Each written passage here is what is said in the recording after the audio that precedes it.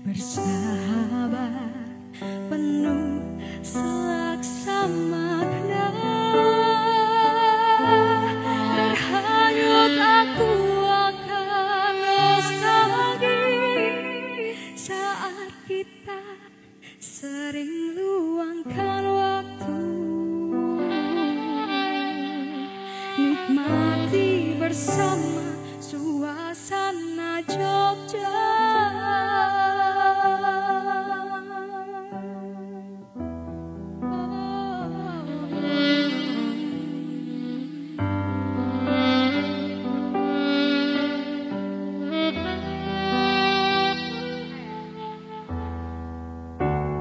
Walau kini kau telah tiada tak kembali,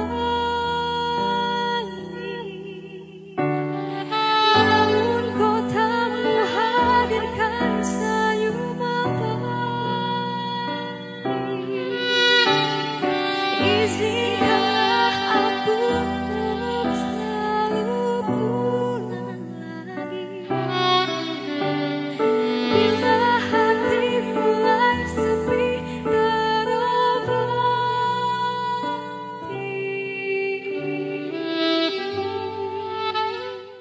Tapi jumpa lagi di Bincang Parlemen. Nah, kali ini kita akan berbincang-bincang tentang yang tadi sudah disampaikan di depan ya, tentang kota Yogyakarta. Ada apa begitu? Nah, tema kita kali ini adalah peningkatan pelayanan kesehatan yang bermutu dan terjangkau, pemirsa. Sudah hadir di studio saat ini, di sebelah kanan saya langsung ada pimpinan DPRD Kota Jogja, ada Pak Danang Rudiat Moko. Selamat sore Pak Danang. Ya, selamat sore. Assalamualaikum warahmatullahi wabarakatuh. Waalaikumsalam Bersama TVRI yang saya muliakan. Iya, dan juga ada Pak Aman Yuria Dijaya sebagai Sekretaris Daerah Kota Jogja. Selamat sore Pak Aman. Selamat sore, aman terkendali. Iya, baru mau saya tanyakan padahal Pak. Aman Pak ya? Terkendali. Ternyata sudah terjawab. Aduh ya sudah. Begini pemirsa, kita akan berbincang santai begitu terkait dengan peningkatan pelayanan kesehatan di Kota Yogyakarta khususnya. Baik, kita langsung saja Pak Danang terlebih dahulu ya Pak ya. Ini sebetulnya kalau peningkatan pelayanan kesehatan begitu, kalau di Jogja sebetulnya kan relatif aman-aman saja ya, karena ada Pak Aman kan ya. Tapi kemudian ada peningkatan mutu lagi, itu lebih ke bagian mana begitu? Iya, baik, pemirsa yang budiman. Jadi kalau kita berbicara masalah pelayanan kesehatan di Kota Yogyakarta, ada titik beratnya. Ya, di samping Kota Yogyakarta dikendalikan oleh Pak Sekda, ya tentu saja aman sekali ya.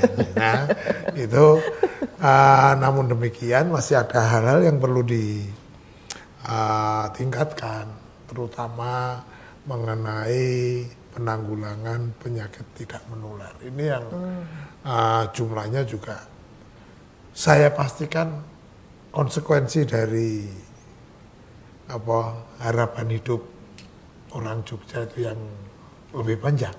Dan itu berkonsekuensi kita harus turun untuk menanganinya. Dan justru penyakit tidak menularnya yang perlu mendapat skala prioritas dan ke depannya. Ya, saya kira itu Mbak Ira. Baik, Pak Aman. Bagaimana Pak untuk pelaksanaannya sendiri? Tadi yang sudah dijelaskan perlu peningkatan di penyakit yang tidak menular ya Pak Danang ya. Silakan ditambahkan Pak. Saya kira seperti tadi disampaikan Pak Danang, maka kemudian yang kita lakukan adalah memulainya dengan apa yang dinamakan promosi kesehatan. Jadi aspek-aspek yang bersifat promotif itu menjadi ruang bagi kita untuk memberikan kesadaran yang lebih besar agar kemudian masyarakat memahami ada sesuatu yang kemudian perlu menjadi perhatian seluruh masyarakat, termasuk di dalamnya apa yang tadi disampaikan Pak Danang, bahwa penyakit degeneratif sesuatu yang menggejala. Karena kita ini berada di daerah perkotaan, maka soal lifestyle, soal gaya hidup itu sangat memberikan pengaruh. Dan itu punya keterhubungan yang besar terhadap situasi kesehatan masyarakat. Oleh karenanya tentu kegiatan promotif ini yang semakin kita kuatkan sampai di basis teritorial masyarakat, begitu. Baik, saya kembali ke Pak Danang. Ini untuk penyakit degeneratif tadi yang disebutkan Pak Aman itu sebenarnya mungkin pemirsa di rumah juga perlu tahu, mungkin bisa disebutkan apa saja Pak itu? Ya, biasanya juga itu tadi disampaikan Pak Aman. Degeneratif itu kan penyakit yang menyerang pada tingkat usia tertentu. Nah, rata-rata ya sekarang kalau dilihat itu karena pola hidup, gaya hidup, penyakit seperti darah tinggi, diabetes mellitus, terus serangan jantung. Nah, dengan seperti itu maka kita harus mempromosikan secara dini. Dan biasanya penyakit-penyakit ini adalah bersifat kronis. Jadi penanganannya tidak bisa sewaktu-waktu. Perlu jangka panjang untuk menangani pengobatan dan lain sebagainya. Ini kita cari rumusannya. Nah, di sini kalau kita berbicara masalah berapa besar anggaran kesehatan yang disediakan oleh pemerintah kota, kita sudah lebih dari aturan yang ada. Nah, undang-undang karena mengamanakan kan 10% anggarannya untuk kesehatan. Di kota Yogyakarta udah sekitar mendekati 20%. Oh, hampir 2 kali lipatnya ya Pak ya? Jadi ini, apakah mampu? Kenyataannya sudah dilakukan selama 5 tahun ini dan mampu. Gitu. Baik. Nah, kalau untuk pelayanannya sendiri, menurut Pak Danang sudah cukup meratakah di kota Jogja? Memang ini yang menjadi polemiknya, karena pelayanan tingkat 1 kita itu baru ada 3 rumah sakit yang bisa 3 puskesmas yang bisa melakukan rawat inap. Untuk yang lainnya belum, karena memang keterbatasan dan juga keterbatasan sumber daya manusia dan juga pelayanan itu kan tidak bisa 24 jam terus menerus. Kalau sepi ya buat apa kan gitu. Nah, di samping itu kita tidak bisa menafikan di perkotaan seperti Pak Aman sampaikan tadi, banyak klinik-klinik yang juga kita perlu lindungi dalam konteks kebijakan pemerintah. Oke, klinik perlu dilindungi dalam konteks kebijakan pemerintah. Itu seperti apa Pak perlindungannya maksudnya? Pak Danang atau Pak Aman?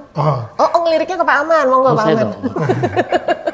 Ya, saya kira yang paling penting adalah bagaimana kemudian pemerintah ini memberikan dorongan bagi seluruh fasilitas kesehatan yang ada di kota Yogyakarta untuk memenuhi standar teknis yang menjadi persyaratan bagi berbagai hal, yang dengan demikian kita ingin mengatakan bahwa Yogyakarta ini memberikan jaminan terhadap pelayanan kesehatan karena seluruh fasilitas kesehatan yang ada sudah terstandardisasikan, mudah diakses, termasuk di dalamnya adalah klinik-klinik kesehatan. Jadi soal akreditasi ini menjadi bagian yang penting karena ini menjadi sesuatu yang jaminannya itu jelas diberikan. Kira-kira begitu. Untuk kota Jogja semua sudah terakreditasikah Pak Aman? Secara prinsip dari hasil berbagai koordinasi yang kita lakukan, sepertinya di Jogja ini cukup terkendali. Artinya ya kita melihat bahwa Yogyakarta memang dari sisi kualitas kesehatan bisa dimaknai sebagai hal yang cukup terjamin di berbagai fasilitas kesehatan yang tersedia, begitu. Oke, baik. Nah, Pak Danang, ini tadi kan disebutkan tentang fasilitas rawat inap di puskesmas yang tidak semua puskesmas menyediakan itu, begitu kan? Apakah nanti ke depan termasuk di program peningkatan pelayanan kesehatan di Kota Jogja untuk mengadakan fasilitas rawat inap di seluruh puskesmas gitu? Mungkin warga kan secara umum berpikir kalau rawat inap ya ke RSUD begitu mungkin ya. Kita sudah ada RSUD di Kota Yogyakarta itu ada Rumah Sakit Pratama tingkatannya dan Rumah Sakit Daerah Kota Yogyakarta. Di samping juga ada beberapa rumah sakit yang ternama di Kota Yogyakarta. Juga ke rumah sakit pusat juga ada, Sarjito kan dekat diakses. Nah, namun demikian itu tadi yang disampaikan Pak Ahmad. Untuk akreditasi ya inilah tanggung jawab pemerintah kota. Melindunginya gimana? kalau kita buka semua puskesmas dalam konteks itu, nah kasihan nanti klinik-klinik ini. Oh, baik. Nah, di situ juga banyak terlibat sumber daya manusia. Jadi yang penting adalah bagaimana pemerintah kota ini bisa mengakomodasi segala kepentingan ini untuk pelayanan masyarakat, terutama di kesehatan. Nah, ini tujuannya. Bagaimana pemerintah kota mengakomodasi? Jadi saya mendeliver pertanyaan lagi ke Pak Aman. Iya, jadi salah satu hal untuk mengakomodasi seluruh segmen masyarakat, kita bicara soal pemerataan, termasuk jaminan dari sisi teknis dan jaminan sosial, maka salah satu langkah yang biasa kita lakukan adalah koordinasi menyangkut pola rujukan. Jadi pola rujukan ini menjadi ruang yang penting karena kemudian pemerataan atau distribusi layanan terhadap seluruh sumber fasilitas kesehatan dapat terambah dengan baik. Karena dengan pola rujukan dan pola distribusi pasien ini, maka harapannya adalah seluruh fasilitas kesehatan mampu memanfaatkan fungsi mereka, tetapi di lain pihak masyarakat juga mendapatkan layanan kesehatan yang maksimal dan merata. Kuncinya di situ. Soal rujukan, misalnya kita bicara tentang penyakit degeneratif, di mana penyakit degeneratif itu adalah pada orientasi harus berobat seumur hidup misalnya. Maka kemudian agar tidak bertumpu pada salah satu rumah sakit, maka apa yang dinamakan rujuk balik itu harus dilakukan secara maksimal karena sifatnya kan hanya melakukan pengulangan terhadap keberadaan obat yang dikonsumsi. Sehingga rujuk balik ini bisa saja memberikan distribusi layanan yang cukup dilakukan di fasilitas kesehatan tahap pertama. Biasanya kan kalau tahap pertama kemudian dirujuk naik, tapi kalau itu dipastikan degeneratif dan masih bisa terkendali dengan baik, maka rujuk balik ke bawah itu menjadi cara kita agar penanganannya cepat, kemudian pemerataannya terjamin dan seterusnya. Seperti itu. Baik. Jadi soal rujukan, konsep dasarnya seperti itu. Baik. Walaupun biasanya kalau dirujuk ke rumah sakit selanjutnya kan karena tidak ada spesialis di pertama begitu ya, vaskes pertama gitu kan Pak ya. Tapi rujuk balik itu berarti obatnya tetap dari resepnya sama, hanya diambil di misalnya vaskes katakanlah pertama. Proses dari diagnosa dan treatment yang harus dilakukan sudah dipastikan di level fasilitas kesehatan tahap lanjutan dan itu harus dilakukan repetisi, pengulangan, maka pengulangan itu cukup pada wilayah di bawahnya. Nah, ini yang dinamakan rujuk balik sehingga tidak ada salah satu fasilitas kesehatan yang terlalu dominan, terlalu banyak yang memanfaatkan jasa layanannya, tetapi semuanya kemudian terdistribusi dengan baik. Nah, ini pola rujuk balik ini yang menjadi salah satu isu penting. Isu penting di dalam layanan kesehatan dan itu menjadi ruang lingkup kami yang kami bicara dengan BPJS sebagai salah satu sumber penjaminan kesehatan. Kami juga sampaikan bahwa target antara BPJS dan pemerintah sebagai pembina fasilitas kesehatan adalah bagaimana meningkatkan rujuk balik sebagai isu utamanya agar pemerataan tercapai, kemudian yang kedua juga kecepatan pelayanan tercapai, itu yang kita harapkan. Baik, rujuk balik Pak Danang, ini untuk rujuk balik ini sudah dilaksanakan atau masih akan disosialisasikan? Jadi memang itu kan jadi amanah. Jadi BPJS itu juga mempunyai amanah. Apa yang kita lakukan itu hanya mengikuti aja kebijakan. Nah, cuman sekarang ini kan tadi disampaikan bagaimana pelayanan itu bisa disampaikan kepada masyarakat. Soalnya gini, kadang-kadang masyarakat juga setelah dari rumah sakit tertentu dirujuk balik nggak mau karena sudah cocok karena udah dokterin. Karena ada spesialisnya ada di sana begitu ya. Padahal ini tidak hanya satu kan spesialis itu. Nah, kita beranggapan bahwa seluruh fasilitas kesehatan di Kota Yogyakarta, ya harapan kami bisa itu tadi terpenuhi syarat minimalnya, standarnya apa, terutama untuk penyakit-penyakit yang degeneratif tadi. Karena ini jelas penyakit kronis. Iya. Itu yang kalau misalkan ada sesuatu tidak mungkin datangnya mendadak seperti COVID kan lain. Iya. Gitu. Iya. Itu. Jadi memang benar rujuk Bali itu kan untuk meratakan. Tidak ada nanti fasilitas kesehatan di Yogyakarta itu yang rumah sakit ini pasiennya sampai numpuk. Sementara ada rumah sakit yang tidak pernah dikunjungi pasien, ini kan kasihan juga. Oke, nah kalau misalnya ada kondisi yang seperti itu, ada rumah sakit yang menumpuk, ada rumah sakit yang mungkin tidak banyak pasiennya, ini pertanyaannya apakah ke kualitas dua rumah sakit ini atau rujukannya yang kurang merata? Bukan begitu, jadi inilah akreditasi. Oh. Untuk kenapa ini penyebabnya? Oke, baik, nanti kita bahas lagi ya Pak ya penyebabnya apa. Kita akan break dulu pemirsa, jangan kemana-mana, tetap di Bincang Parlemen.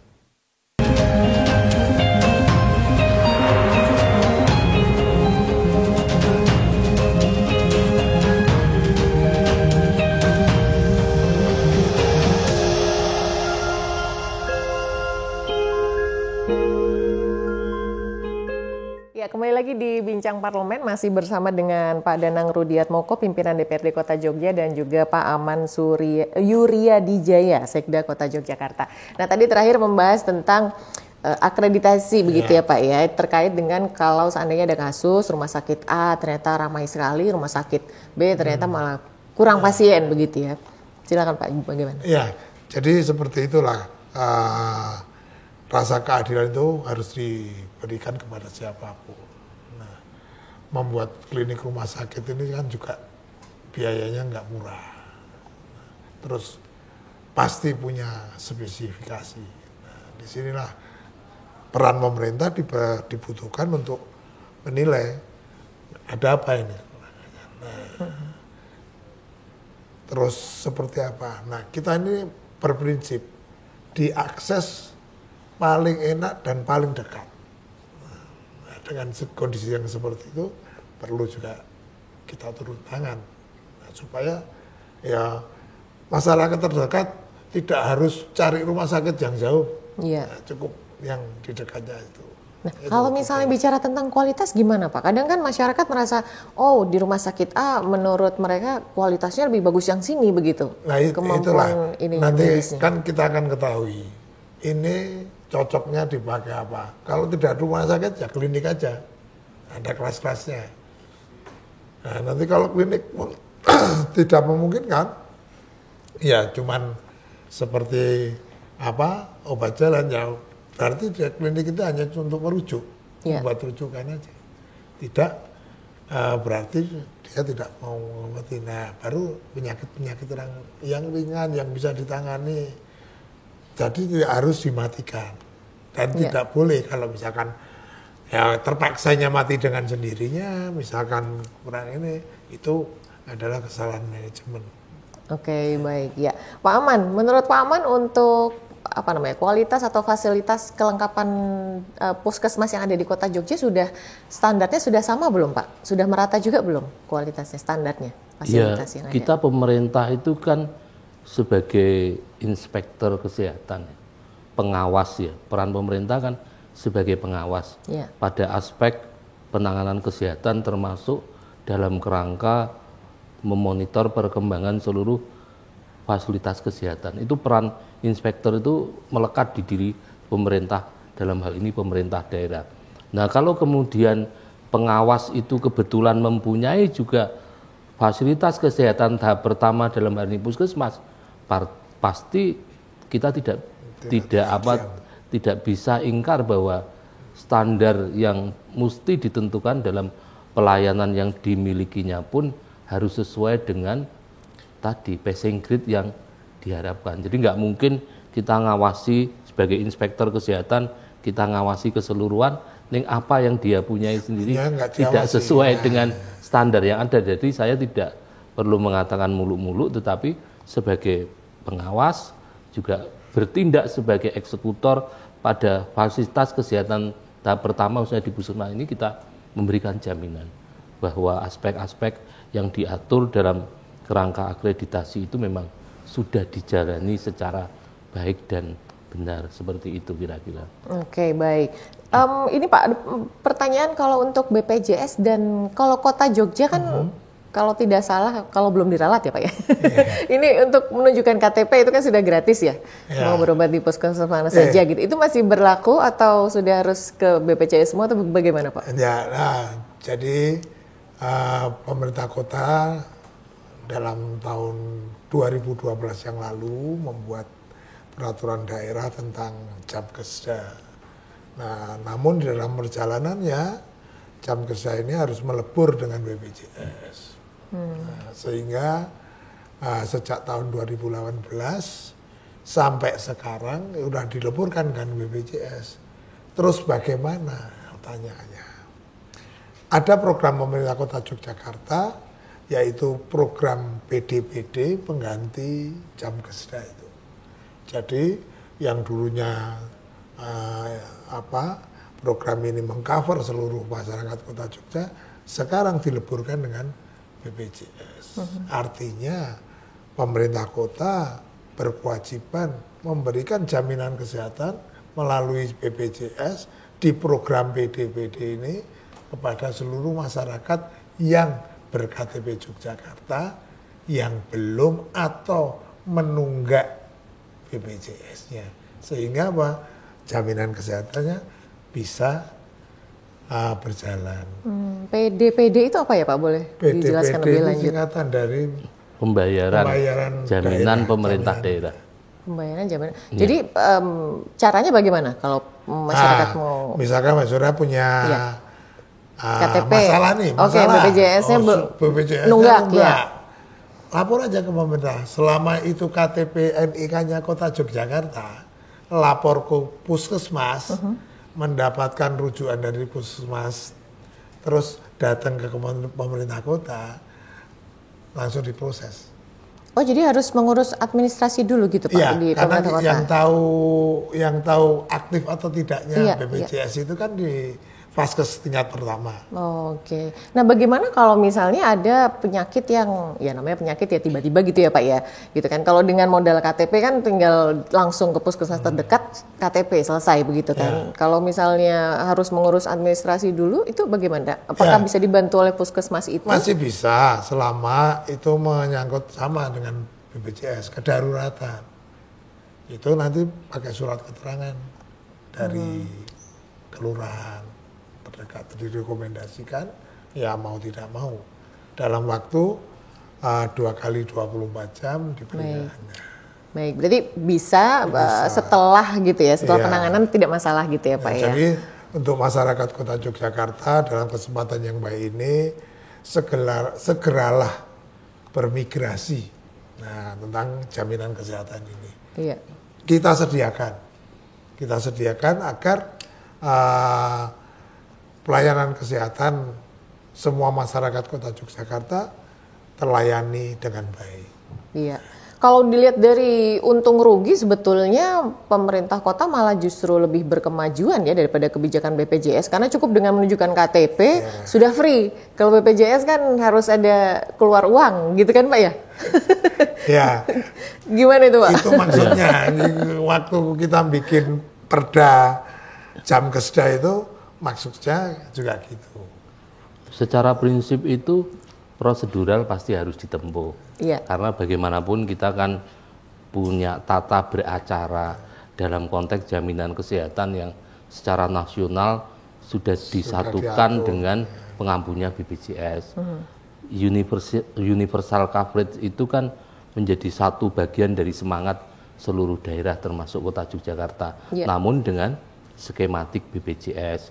Nah, alhamdulillah Kota Yogyakarta ini universal coverage-nya sudah luar biasa. Daerah istimewa Yogyakarta yang paling tinggi sudah mencapai 96% dari seluruh total warga masyarakat, dan komitmen pemerintah Kota Yogyakarta tentu dengan dukungan Dewan sudah sangat jelas karena apa yang kita siapkan ini tidak hanya menjamin untuk masyarakat miskin dengan total iur yang ditanggung pemerintah daerah. Kalau masyarakat miskin dengan total iur yang ditanggung pemerintah daerah, tetapi bagi BPJS Mandiri pun ada subsidi iur. ada subsidi iur. Dengan demikian tinggal kemudian masyarakat yang berinisiatif melakukan penyelesaian administratif dengan BPJS. Hanya soal pemanfaatannya seperti tadi dengan KTP itu kan hanya metode pemanfaatan, tetapi inti utamanya bahwa jaminan itu sepenuhnya dilakukan oleh pemerintah kota dan tidak tanggung-tanggung. Kita ini setahun untuk jaminan kesehatan itu mencapai 60 miliar. Hampir 60 miliar. Bukan angka yang kecil. Bahkan bahkan kalau ini dengan pola lama seperti disampaikan Pak Danang tadi, pola lama itu yang namanya jaminan kesehatan daerah dan itu hanya untuk orang miskin saja, itu paling habisnya 25 miliar. Karena apa? Karena ada orang miskin sakit dibayar. Tetapi kalau bayar belakang, orang miskin sakit silahkan berobat, kemudian ditanggung pemerintah. Tapi kalau pola universal coverage ini dengan BPJS, sakit tidak sakit kita membayar iuran. Jadi memang satu sisi ya kita memberikan jaminan yang besar dengan 60 miliar itu meskipun idle cash sifatnya. Kenapa idle cash? Ya karena duit 60 miliar bisa jadi yang dimanfaatkan tidak 60 miliar, tetapi kita jamin ini, kita jamin baik masyarakat miskin dengan total iur maupun masyarakat umum dengan BPJS Mandiri itu ada subsidi iur. Ini yang kita lakukan seperti itu. Jadi BPJS itu harus ya Pak, misalnya BPJS itu kan kebijakan nasional begitu kan, tapi kan ada otonomi daerah. Nah kota itu tidak bisa ya, maksudnya kalau memang masyarakat cukup dengan KTP justru tidak perlu membayar gitu dibandingkan KTP kan BPJS, metodenya. gitu. KTP kan metodenya. Metode dalam penyelesaian case by case, satu kasus ke kasus. Tetapi bahwa konteks penjaminan itu pasti harus menyelesaikan administrasinya terlebih dahulu, ini yang dilakukan. Tapi prinsipnya penyelesaian administrasi yang dilakukan dijamin pemerintah daerah, baik masyarakat miskin dengan total iur maupun masyarakat mandiri dengan subsidi iur, itu yang dilakukan. Iya, sebetulnya kan kalau warga itu kan berpikirnya antara yang satu bayar, yang satu enggak gitu ya Pak ya. Baik, kita break dulu ya Pak Danang, Pak Aman, nanti kami akan kembali lagi setelah yang satu ini.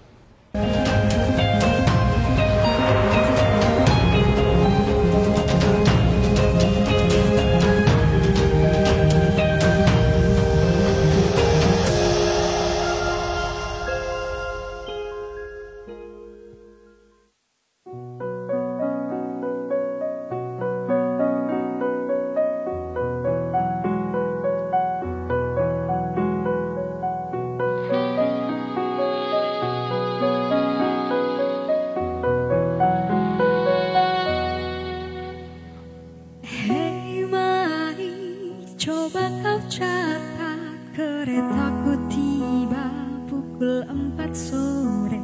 Tak usah kau tanya, aku ceritakan nanti. Hei manis, kemana saja?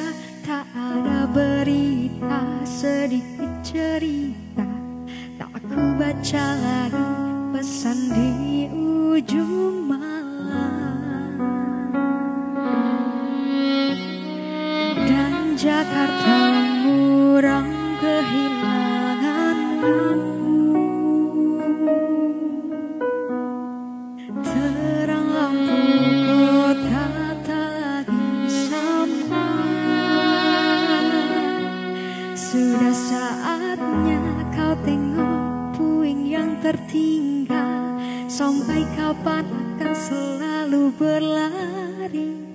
Hingga kini masih selalu ku nanti.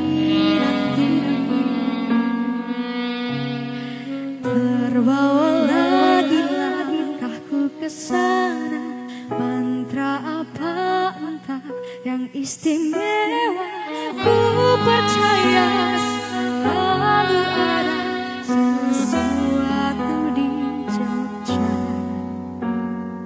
Dengar lagu lama ini katanya, izinkan aku pulang ke kotamu. Ku percaya selalu ada sesuatu di Jogja.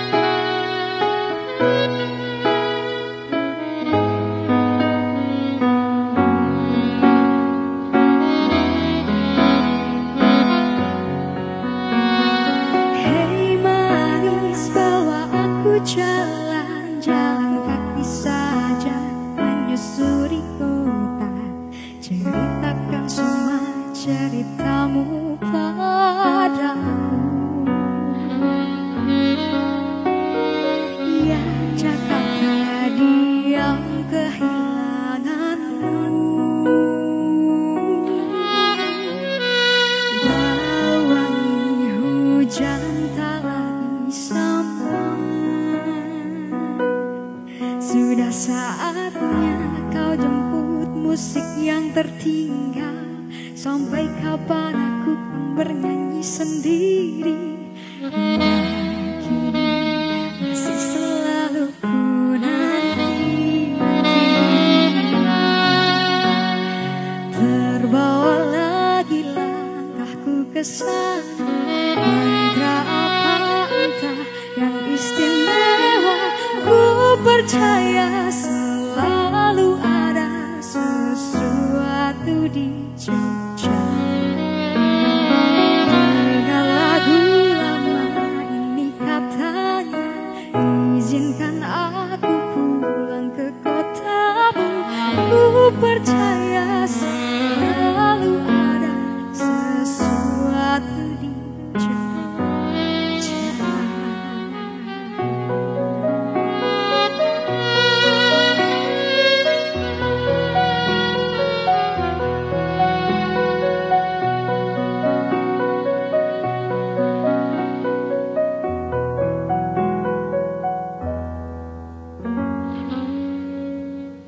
Baik, kembali lagi di Bincang Parlemen. Nah, ini kita masih bersama dengan Pak Danang dari DPRD dan juga Pak Aman, Sekda Kota Jogja.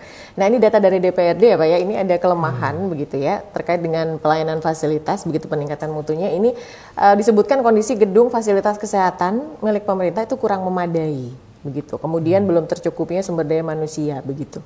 Ini sebelum ke Pak Danang ini terkait anggaran, saya memberi kesempatan Pak Aman supaya ditambah anggarannya gitu ya Pak untuk perbaikan. Mungkin bisa diceritakan dulu Pak Danang, Pak Aman, maaf, tentang gedung yang dianggap fasilitasnya masih kurang memadai sama kurangnya SDM. Kita ini kan bicara pembangunan kan bicara politik anggaran. Ibarat kue itu kan harus potong-potong. Dibagi-bagi, dan sesuai dengan aturan perundangan untuk sektor kesehatan itu 10%. Hukumnya wajib 10% digunakan untuk sektor kesehatan. Yang terjadi saat ini kita sudah 16% untuk sektor kesehatan. Jadi artinya lebih dari minimalisnya yang ditentukan oleh undang-undang.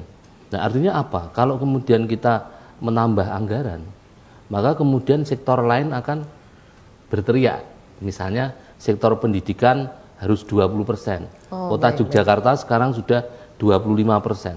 Nah ini sehingga secara fakta pagu ini memang terlalu berat buat kita untuk melakukan perubahan karena politik anggaran dengan kemampuan kita ini memang terbatasi pada ruang plafon tadi, tetapi yang paling mungkin dilakukan adalah bagaimana dengan 16% itu di dalamnya terjadi sebuah pergeseran dari tidak hanya sekadar jaminan kesehatan, tetapi di situ juga memuat pada aspek yang dinamakan investasi kesehatan.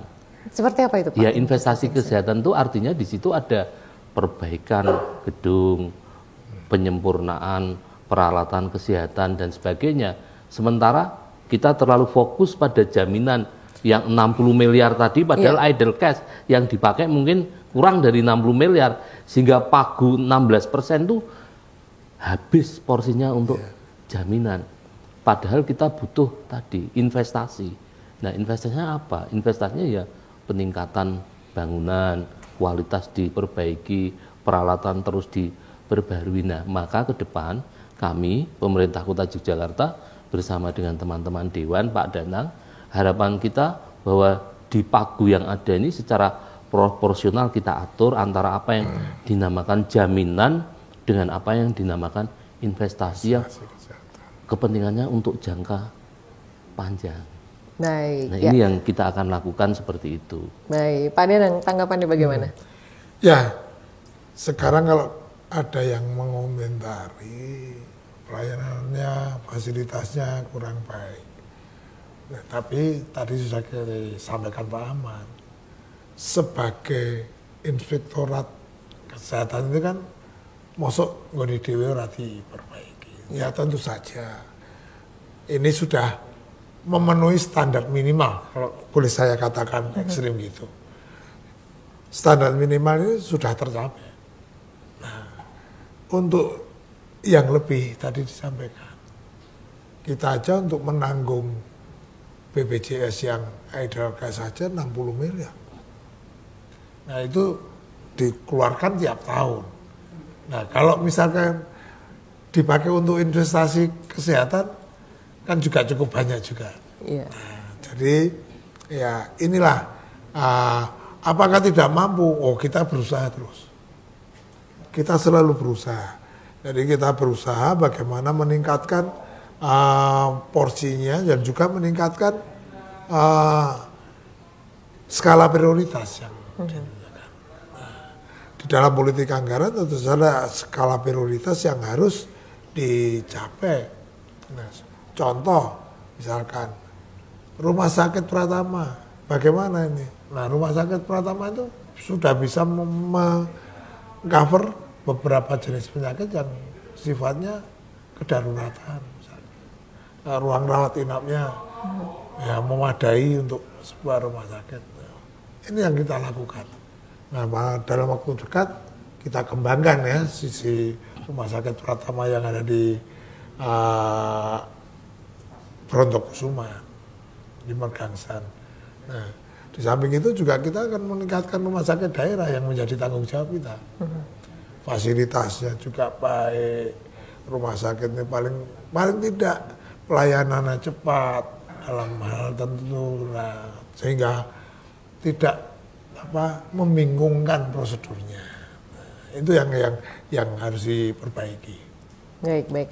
Nah, Pak, ini kan disebutkan ada juga permasalahan begitu ya, semacam dari pemerintah begitu, baik di DPRD maupun pemerintah kota itu sudah mengusahakan untuk meningkatkan fasilitas gitu. Tapi kita juga tidak bisa melupakan bahwa masyarakat juga perlu pengetahuan atau kesadaran tentang hidup sehat begitu ya Pak ya.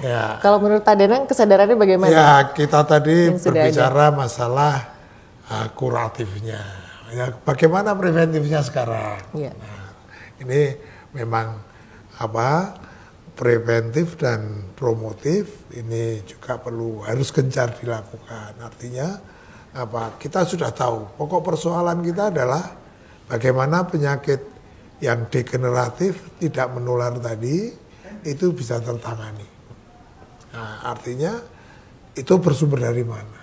Oh, pola lifestyle katanya Pak Aman gitu. Nah, berarti ini harus ditambah nih dari depan, bagaimana pola hidup sehat masyarakatnya. Nah, dengan demikian harapan hidup panjangnya, usia hidup panjang di Yogyakarta itu yang benar-benar tidak tergantung dalam pengobatan. Pengobatan tadi saya pakai kuratif itu.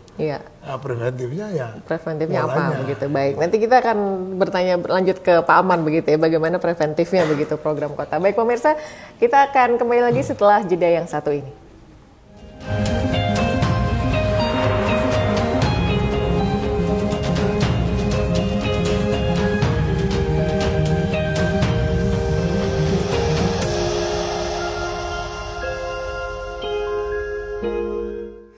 Ya, kembali di Bincang Parlemen, pemirsa, kita masuk di segmen terakhir, masih tentang peningkatan pelayanan kesehatan begitu. Saya ke Pak Aman dulu, Sekda Kota Jogja kita. Pak Aman, ini untuk preventif atau program untuk meningkatkan kesadaran masyarakat tentang hidup sehat, apa saja Pak? Dan bagaimana sekarang perkembangannya? Tentu yang pertama harus dilakukan dan sedang maupun sudah dilakukan adalah kita memperkuat kader-kader kesehatan masyarakat. Jadi kader-kader kesehatan masyarakat di tingkat basis teritorial lingkungan ini yang kita kuatkan, dan itu dilakukan tidak hanya oleh Dinas Kesehatan sebagai pemangku pelayanan kesehatan, tetapi juga dilakukan oleh lembaga-lembaga masyarakat yang lebih luas, sehingga dengan demikian cakupan sasaran yang ingin kita garap dengan promosi kesehatan dalam rangka aspek-aspek preventif itu dapat terjangkau secara lebih maksimal. Kemudian yang kedua, terus kalau kita bicara bagaimana sih kemudian promotifnya Brasil atau Argentina misalnya, kan gitu. Kok jadi Argentina? Nah, kalau nggak Brasil kan Argentina. Aduh, Brasil udah serius ini loh. Argentina, nah itu sebenarnya gampang sekali. Bagaimana gampangnya? Ya karena ternyata fakta membuktikan bahwa angka harapan hidup dan usia hidup di kota Yogyakarta ini tertinggi se-Indonesia, 74 tahun. Ya. Artinya apa di situ? Kualitas kesehatan masyarakat di situ tergambarkan sebagai sesuatu yang sudah dijalankan sesuai dengan kanal yang ditentukan, termasuk di dalamnya kontribusi aspek-aspek yang berkaitan dengan promotif pada kesehatan masyarakat itu sendiri. Jadi faktanya sudah membuktikan, sudah tadi berhasil, bukan Argentina. Dan aman ya Pak ya? Terkendali. Kembali Terkendali, lagi. ya. Selama sekdanya Pak aman. Iya, aman terus, aman selalu. Iya. Baik Pak Danang, kalau untuk dari DPRD sendiri bagaimana upayanya untuk tadi perannya begitu? Kata kuncinya tadi sudah disampaikan Pak Aman. Bagaimana lembaga masyarakat yang ada di wilayah itu bisa diakomodir. Nah, saya terus teringat lembaga sekarang di dalam Permendagri 18 tahun 2018 itu mengamanahkan adanya posyandu. Iya. Nah, posyandu dalam hal ini nggak seperti dulu lagi, hanya posyandu balita, tetapi juga ada posyandu lansia, ada posbindu, usia remaja yang produktif. Sehingga kalau ini dilembagakan, amanahnya apa? Ya laksanakan Permendagri 18. Sehingga apa? Unit-unit layanan atau yang sifatnya promotif bisa dilakukan oleh posyandu tadi. Dengan apa? Nah, lembaganya diakomodir sebagai lembaga kemasyarakatan. Dan ini saya kira kita sudah mulai ini di Dewan ini mengambil kajian tentang posyandu ini dijadikan lembaganya. Sehingga porsi pembangunan di wilayah dia menjabat jatah. Nah, kita tidak berbicara angka, persentasenya. Nah, sesuai dengan amanah undang-undang kesehatannya, persentasenya 10%. Nah, kalau diakumulasi kan tetap 10% yang ada di wilayah. Sehingga itu bisa untuk diakses oleh pelaksana atau kader-kader posyandu yang ada di wilayah. Sehingga apa? Ya, promotif di daerah, di wilayah segera bisa dilakukan oleh unit terkecil di situ. Bahkan yang terlibat adalah masyarakat sendiri. Gitu. Oke, baik. Ini sampai ke posyandu nih Pak Aman, bagaimana pelaksanaannya sudah sampai ke sana ke posyandu, poslindu, posbindu tadi Pak ya? Yang belum posrindu. Aduh Pak. Iya. Ini menjelang weekend ya Pak ya, Iya, jadinya iya. jadi posrindu. Iya. Jadi kalau posyandu ini memang sudah terlembagakan. Jadi lebih tepatnya sudah melembaga. Melembaga itu artinya kan sesuatu yang sudah menjadi kebiasaan di dalam konstruksi kehidupan sosial masyarakat. Nah, hanya tadi Pak Danang menyampaikan tidak hanya melembaga, tetapi ini dikonstruksikan sebagai sebuah lembaga masyarakat yang diakui. Tetapi prinsip substansinya melembaga sudah jalan. Posyandu baik untuk balita maupun untuk yang cap anggur orang tua. Orang tua itu yang posyandu lansia itu sudah melembaga. Nah, ini yang terus kita jaga konsistensinya, kita perkuat kelembagaannya seperti yang Pak Danang bilang, sehingga dengan demikian menjadi sebuah infrastruktur sosial masyarakat yang mampu memberikan kontribusi bagi kepentingan upaya-upaya promosi kesehatan dan aspek-aspek preventif dalam pelayanan kesehatan, seperti itu Mbak. Baik. Nah, kalau untuk menyadarkan masyarakat sendiri terkait ada posyandu, tidak hanya untuk anak-anak saja. Mohon maaf kalau untuk secara umum masyarakat posyandu hanya vaksin untuk bayi, anak-anak kesehatan atau lomba posyandu. Masih sebatas itu ya Pak ya. Iya. Tapi kesadaran untuk berobat atau mengakses pelayanan kesehatan di posyandu atau poslindu mungkin masih kurang ya Pak ya. Saya kira sudah cukup kuat karena kehidupan sosial masyarakat ini kan di Yogyakarta cukup baik.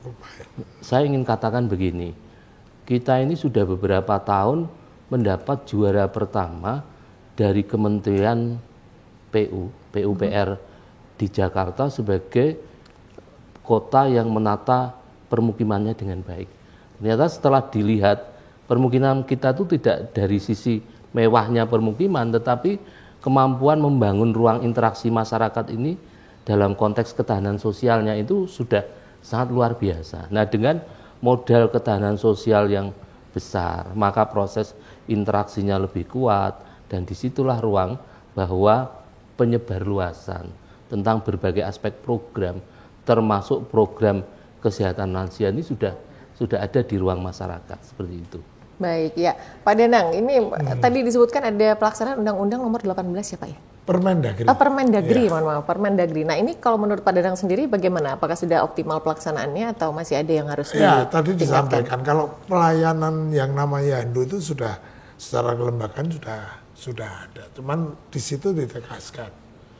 Jadi bukan lagi lembaga yang ada di bagian salah satu bagian dari lembaga, tapi melembaga sendiri. Nah, tapi konsekuensinya apa kan gitu? Iya. Setelah ada itu konsekuensinya apa? Nah, kita nanti akan membicarakan, kita dorong pemerintah daerah kota itu. Tidak hanya lembaganya saja, tapi ini sebagai agen.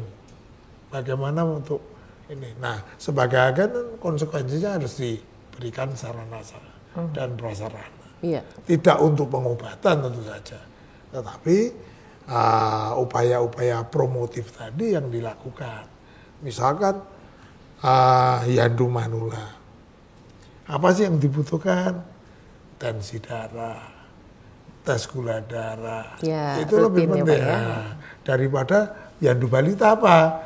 Oh, makanan gizi yang bergizi cukup. Jadi ada skala prioritas dari bergerak itu.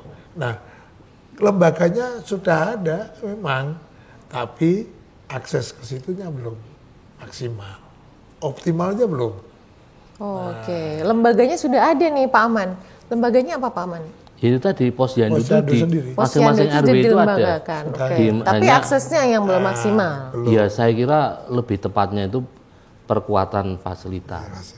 Lebih tepatnya itu. Tapi soal mekanisme, prosedur, beracara, tadi aspek-aspek yang bersifat promotif, pencegahan di basis masyarakat, baik untuk yang anak-anak maupun untuk lansia ini memang sudah dilakukan sejak zaman Jumadi Lawas banget. Zaman lama maksudnya. Baik. Pak, ini untuk pesan dari DPRD sendiri ada program ke depan apa nih untuk peningkatan pelayanan kesehatan begitu?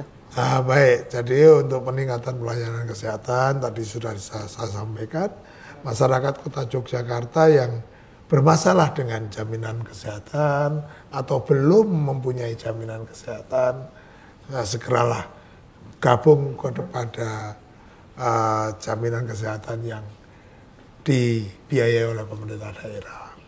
Kemudian untuk upaya promotif dari kader-kader Posyandu, tidak usah galau kan. Kita juga ikut memikirkan bagaimana nanti di Posyandu ini bisa mendapatkan akses fasilitas seperti yang dikatakan Pak Aman tadi melalui wilayah, yaitu lewat kelurahan-kelurahan, sehingga tidak usah jauh-jauh mintanya. Betul. Nah, sehingga porsi inilah yang akan kita coba kita bagi. Baik. Nah, sehingga skala prioritas perencanaan mulailah sekarang diprioritaskan. Seperti kami memprioritaskan pembangunan kecukupan pelayanan di seluruh kota Jogja. Tapi baik, juga iya. harus sampai ke wilayah saja. Iya, betul sekali. Baik, terima kasih Pak Danang, Pak Aman kesempatannya pada sore kali ini. Mudah-mudahan nanti ini bisa menghilangkan kerisauan gitu ya. Jadi pos rindu ya Pak Aman ya. Pos rindu. Rindu dendam. Loh, kenapa jadi dendam? Aduh, jangan Pak. Baik, terima kasih untuk mengakhiri. Nah, saya menyerahkan lagi ke April and Friends begitu, sampai jumpa lagi di Bincang Parlemen selanjutnya. Selamat sore.